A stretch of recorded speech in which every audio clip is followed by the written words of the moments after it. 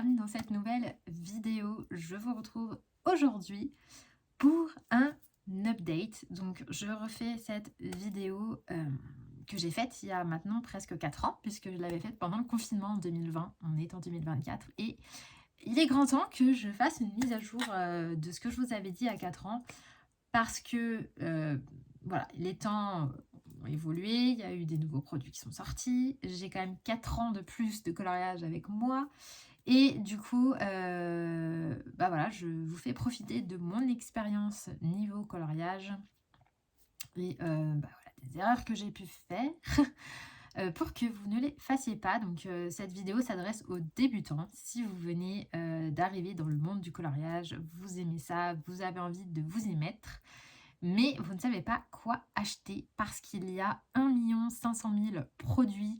On vous en parle de partout, on vous affiche plein de trucs et vous êtes complètement paumé. Voilà, si vous êtes dans cette situation, cette vidéo est faite pour vous.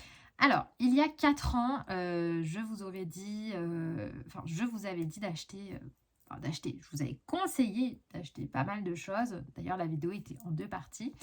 Aujourd'hui, je pense très, très certainement qu'elle ne sera qu'en une seule partie. Pourquoi? Parce que je suis beaucoup, beaucoup plus minimaliste qu'il y a 4 ans, voire même encore avant, parce que moi, j'ai commencé le coloriage il y a bientôt 6 ans. Et eh bien, je pense qu'il n'y a pas besoin de 1 million de trucs pour faire du coloriage. Croyez-moi, croyez-moi, parce que j'ai j'ai toutes les gammes qui existent quasiment, à part une ou deux, mais on va dire que toutes les gammes de crayons artistes qui sont sur le marché, je les ai. Et j'ai énormément de matériel et au final, j'utilise tout le temps la même chose. Et il y a quand même 70% de mon matériel que je n'utilise pas. Alors, à quoi ça sert? À rien.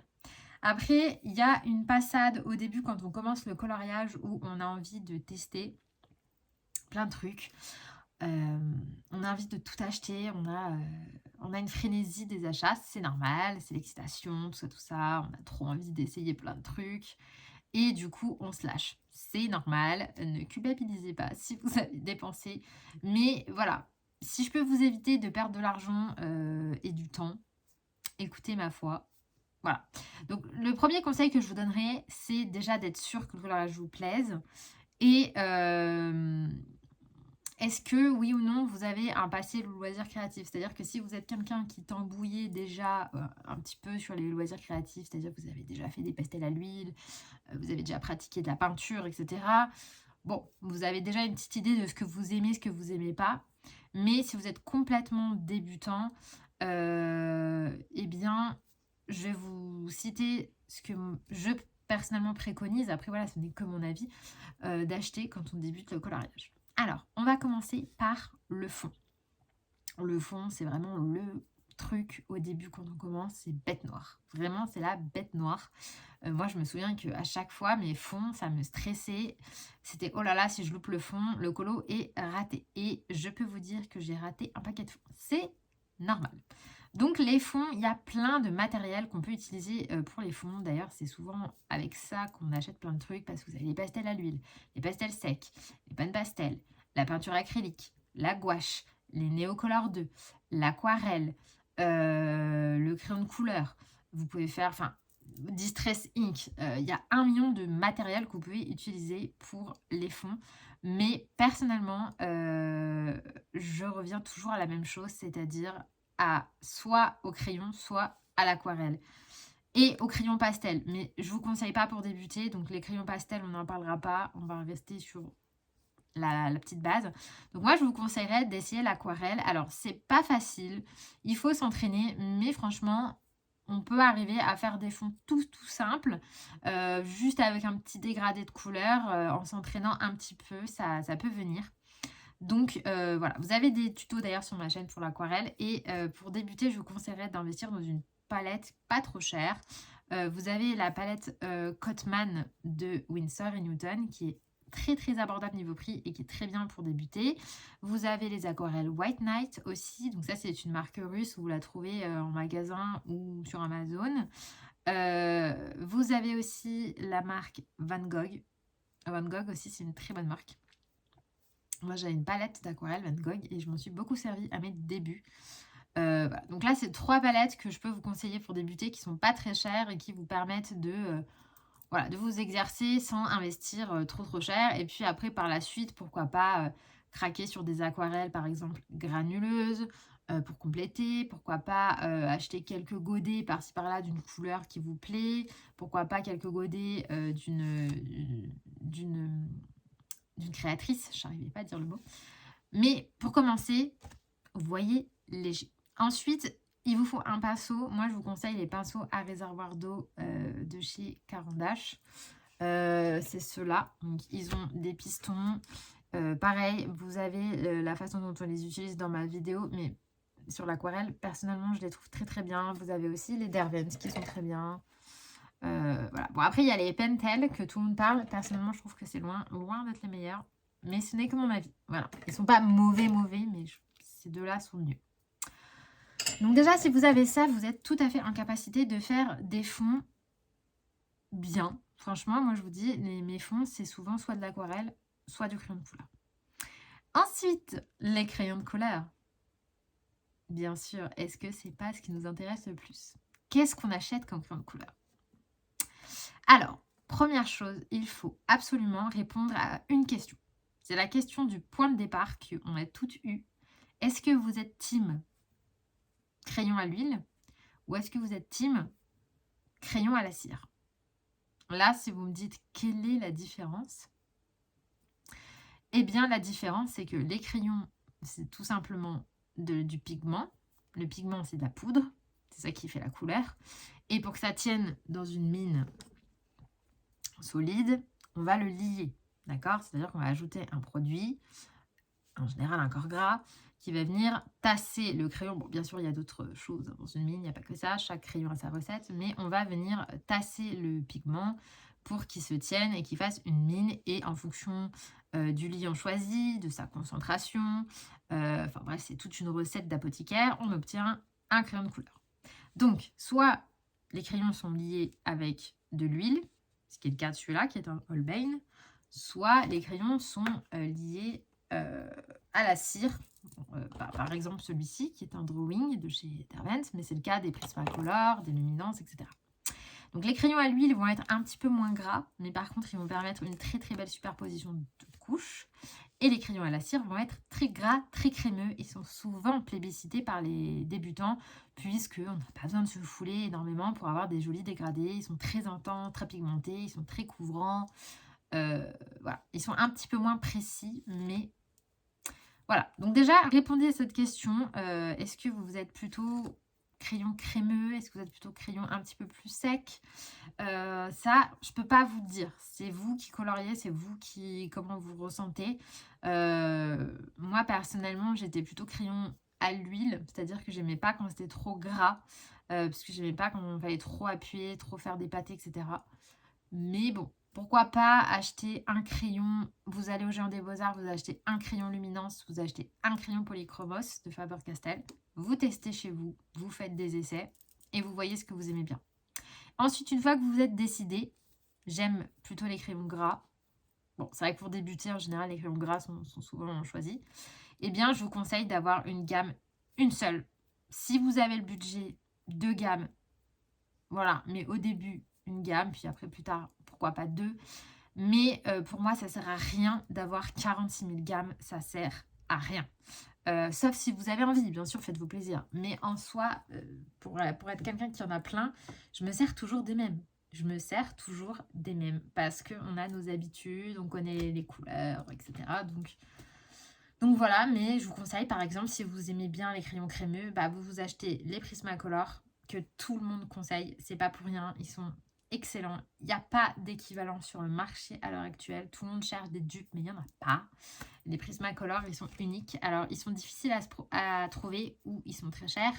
Mais vous pouvez les avoir sur Amazon France, Amazon US. Après, vous voyez, hein, vous n'êtes pas obligé de prendre les 150. Vous pouvez très bien vous prendre une boîte de 48. Mais voilà, je vous conseille les Prismacolor parce qu'ils sont très gras. Je vous les ai déjà conseillés il y a 4 ans. Et je vous conseille les Luminance. Pareil, les Luminance, c'est un budget. Mais pourquoi pas ne prendre que les teintes portrait, par exemple, les teintes peau pour compléter les prismas, ou pourquoi pas ne prendre que certaines couleurs pour compléter. Vous n'êtes pas obligé d'avoir toutes les gammes. Voilà. Ou alors, si vous êtes team crayon à l'huile, je vous conseille de prendre une boîte de Polychromos et pourquoi pas plus tard compléter avec les Pablo de Cavendish qui sont très similaires aux Polychromos. Et pourquoi pas les Light Fast de Derwent qui sont très chers mais qui sont aussi dans la même veine que les Polychromos. Voilà. Donc, je vous dis, choisissez une gamme et après, au fur et à mesure du temps, vous étayez vos gammes. Je vous conseille aussi, pourquoi pas, de vous prendre une petite boîte de crayons pastel. Soit vous avez le budget... Alors, crayons pastel, pas les crayons pastel, c'est avec des crayons couleur pastel. Hein. Les couleurs pastel, vous voyez. Soit vous avez un bon budget, vous prenez une boîte de pastel Holbein. Ça complétera vraiment bien votre nuancier. Soit vous n'avez pas le budget ou vous n'avez pas envie. Je vous conseille les macarons. Les macarons pastel Broadfenner sont très très bien. Et ils sont pas du tout chers. Je crois que c'est 20 €, quelque chose comme ça. Et ils complètent très bien le nuancier. Ça vous rajoute des petites couleurs pastel toutes mignonnes. Et voilà. Franchement, vous n'avez pas besoin de plus que ça. Je vous conseille aussi à l'occasion de vous procurer quelques drawings. Donc comme ça. Donc ça, c'est de la marque Derwent. Vous les avez à Cultura, genre des Beaux-Arts. Pareil, il n'y a que 24 teintes. Mais vous n'êtes pas obligé de prendre les 24 teintes. Au moins, je vous conseille le blanc, le noir. Et quelques couleurs marron, ça complétera vos gammes et c'est hyper utile. Moi, les drawings, indispensables. Vous avez ça, vous n'avez pas besoin de plus. Voilà. Après, je vous dis, si vous avez envie de collectionner tout ça, c'est autre chose. Mais pour démarrer, moi, franchement, pour démarrer, une boîte de Polychromos, quelques drawings, quelques crayons pastel, j'arrive très bien à m'en sortir. Ensuite, donc là, on a de quoi faire notre fond, on a de quoi colorier. Donc maintenant, eh bien, il nous reste le petit matériel. Alors, le petit matériel, déjà, on va commencer par le taille-crayon, très important. Moi, je vous conseille d'en avoir 2. Je vous conseille pas le Tigal. Je vous conseille pas le DAL 133. Franchement, je l'aime pas, je l'ai jamais aimé, ce machin. Il a été très plébiscité. Mais je ne l'aime pas. Je trouve que tourner la manivelle, là, c'est relou. Et je sais pas, je l'aime pas. Après, encore une fois, c'est mes goûts. Moi, je vous conseille un truc comme ça. Donc, celui-là, c'est le Tenwin. Il coûte 20 € sur AliExpress. Vous l'avez aussi sur Amazon. Mais vous mettez le crayon dedans. Alors, moi, je vous conseille de ne pas le mettre bien longtemps. Par exemple, vous le mettez un petit peu. Voilà. Moi, je l'enlève avant qu'il soit taillé. Et ensuite, je vous conseille le Tigal, pareil, tout petit prix. Et je fais un tour. Voilà. Vous voyez, c'est hyper bien taillé. Ça coûte 20 €. Ça fait des toutes petites sciures, donc ça économise quand même. Vous pouvez... il est sur batterie. Donc la batterie tient très longtemps. Ça fait plus de 6 mois que j'ai ce taille-crayon. Je ne l'ai jamais rechargé, pour vous dire. Donc trop bien, on peut le balader partout. Pas besoin de... avec la manivelle. Enfin voilà, moi j'aime pas. Et ça, pareil, c'est tout petit prix. Alors, sur Amazon France, ils sont entre 7 et 8 €, parfois 5. Regardez les prix, c'est la bourse. Si vous pouvez le trouver aussi sur AliExpress à des prix rikiki, sur Amazon US, il est encore moins cher. Et ça, valeur sûre, on peut régler la taille de la mine. Et ce taille-crayon, pareil, ça fait 6 ans que je les ai. Vous voyez, j'en ai 2. Je les adore. Donc ça, taille-crayon, voilà. Pas besoin du Cavendish, là, celui-là, là, qui coûte... 180 € là, il est très bien, je l'adore, hein, mais pour débuter, non, pas la peine. Ensuite, je vous conseille un Posca blanc en 3M, voilà, ou alors en 1M ou en 1MR. Donc là, les MR, 3M, etc., c'est la taille de la pointe. Donc 3M, on va être sur une pointe ronde et courte. 1M, on va être sur une pointe, voilà, c'est pas blanc, mais on va être sur une pointe plus fine et plus longue. Et MR, ça va être un peu stylo bille, vous voyez. Voilà, donc je vous conseille un comme ça. Pourquoi pas un 3M et un MR, juste blanc. Voilà, parce que Posca, c'est hyper cher. Et maintenant, vous avez plein de trucs sur le marché. Vous prenez une boîte de... Donc ça, c'est les Lightwish. Vous prenez ça. Ou vous prenez une boîte comme ça de Artix. Ils sont excellents. Que ça soit ça ou ça, ils sont très très bien. C'est pas cher. Enfin, c'est pas cher. Ça reste beaucoup moins cher que les Posca et ça fait très très bien le taf. Vous avez plein de couleurs, donc ça va nous servir pour donner de la lumière, du volume, faire des petits points, faire des cheveux, des poils. Ça sert à tout, de l'herbe. Enfin, moi, je m'en sers partout, partout.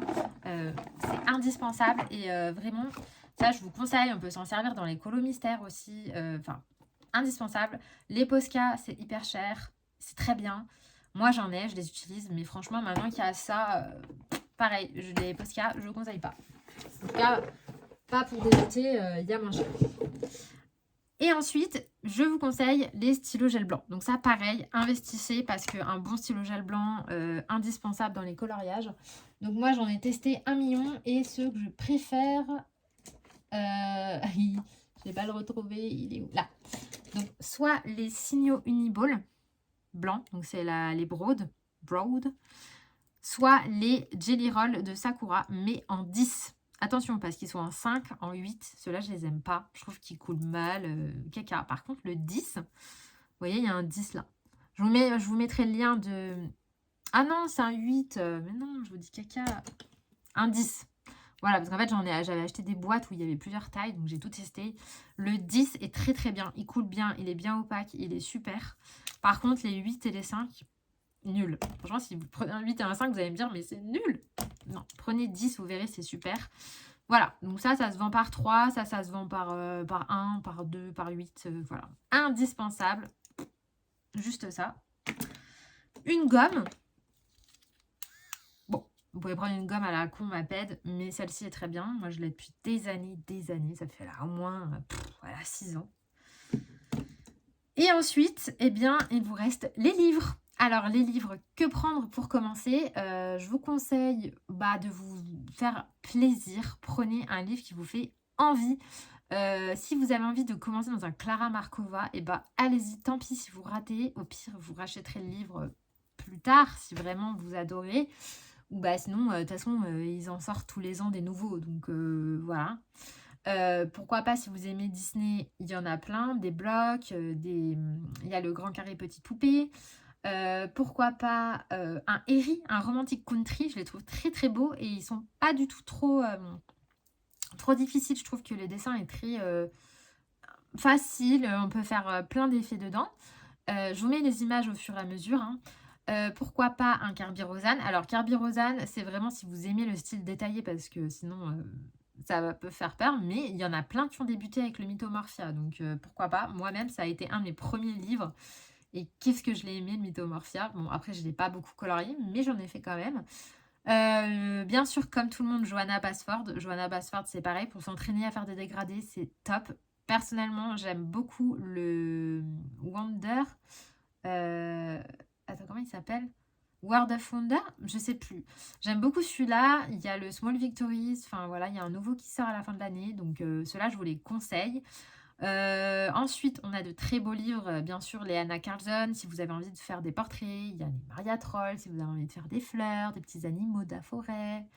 Voilà. Il y a plein d'illustrateurs. Après, si vous avez envie de soutenir nos illustrateurs français, bien sûr, il y a Amandine Yang qui fait des livres contes.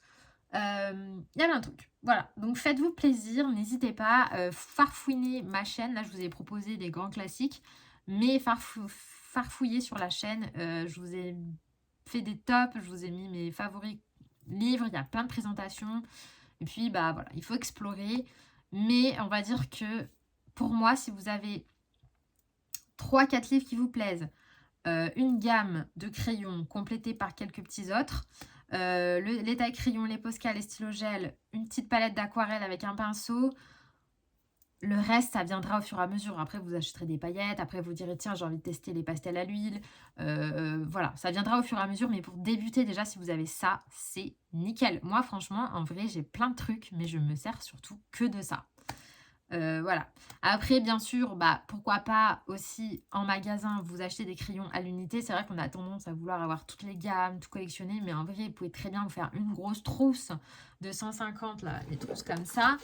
Et dedans, vous mettez votre gamme de polychromos, par exemple. Vous mettez les quelques drawings que vous avez achetés, vos crayons pastel pour avoir des petites couleurs pastel. Vous allez voir au Géant des Beaux-Arts, vous voyez les Light Fast, ils ont des très très beaux foncé. Il y a un magnifique bleu foncé. Il y a le forest, la teinte forest, très très beau vert foncé. Il y a le merlotte rouge très foncé. Le indigo. Vous prenez juste ces 3 crayons. Ça vous fait des foncés supplémentaires pour nuancer vos dégradés. Vous n'avez pas besoin de plus. Vous prenez les traits clairs et les traits foncés, par exemple chez Lightfast, ou si vous êtes plus team Prisma, vous prenez les plus foncés, les plus clairs, les teintes de peau des luminances. Le reste, pas besoin. Voilà, si vous trouvez que vous n'avez pas assez de rose, bah vous prenez un rose ou 2 dans une gamme, vous piochez, vous mettez tout dans votre trousse et vous avez votre trousse avec par exemple bah voilà, 200 crayons, pas plus, une gamme et d'autres mélangés. Et c'est bon. Et après, quand vous finissez un crayon, hop, vous allez faire votre backup, recharger quand c'est fini, quand votre crayon est fini. Et voilà. Moi, franchement, je plébiscite de faire ça maintenant, hein. C'est plus économique, ça prend moins de place et au moins, vous connaissez vos couleurs. Puis après, pareil, si vous voulez tester les crayons aquarellables, parce que je ne vous ai pas parlé des crayons aquarellables, mais il y a les crayons aquarellables. Moi, personnellement, c'est pas ce que je préfère. J'aime bien, mais c'est pas ce que je préfère. Mais pourquoi pas, vous pouvez tester par la suite. Voilà, j'espère que cette vidéo est claire. J'ai essayé de condenser pour ne pas partir dans tous les sens. Si vous avez des questions, comme d'habitude, vous n'hésitez pas en commentaire. Et puis voilà, de toute manière, sur la chaîne, vous voyez comment j'applique tout ce que je vous dis. Et vous voyez les tutos avec le matériel, la plupart que je viens de vous citer.